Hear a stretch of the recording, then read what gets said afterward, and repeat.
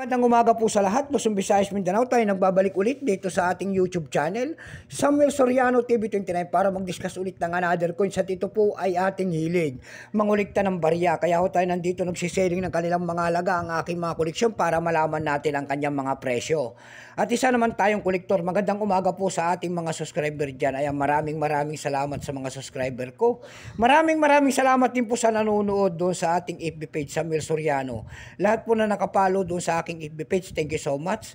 Lalong-lalo na po yung mga nagsesend ng star doon sa aking FB page. Ayan, thank you so much. Ayan, babatiin ko lang ng special shoutout si Veronica Tolin po. Ayan, and then si Bernald po ng Samonte, Quezon Isabela. Bernald Belen Pinto po. Ayan, ng Samonte, Quezon Isabela po. Lahat po ng Ilocano po. At binabati ko po rin po dyan si Bernabe. Ayan, Binuya Pinto. Ayan. At si Uncle Melchor po, and then si Auntie Mercy, at saka si Jim po, ang kanilang mga anak. Ayan, babatiin ko lang ang aking mga uncle dyan po sa Samonte, Quezon Isabela.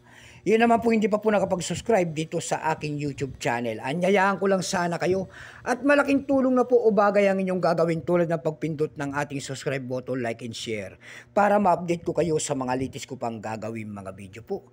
Mayroon na naman tayong pag-usapang barya, at ito po ay 10 centimos po. Ayan, year 2007.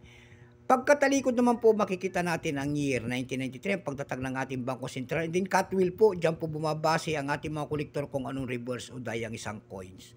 Bago tayo magsimula sa ating talakyan, kilalanin mo muna natin siya para malaman natin ang kanyang presyo. Issue po, Philippines po, Period Republic 1946 up to date po, type standard circulation coins years 1985 hanggang 2017. Value nito 10 centimos po, nakapaloob po sa BSP series, currency piso. 1967 up to date po. Composition yan ay copper plated steel. May bigat lamang itong 2.5 grams, may habang 17 mm.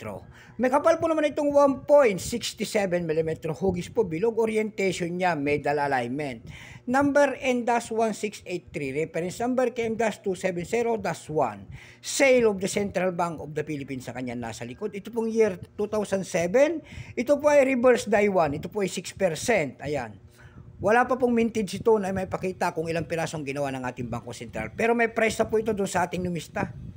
Yung kanyang extra fine ay 22 pesos. Dako tayo sa kanyang presyo. Napakahirap magagilap na ng kanilang mga presyo. Doon sa ating eb.com, nakakita tayo nagbenta doon ng $7.70. Sa carousel page naman po, nakalagay po doon ay hard to find. Binibenta noong year 2007 doon na 1,400 pesos. Nasundan ito ng 1,200 pesos. Ayan.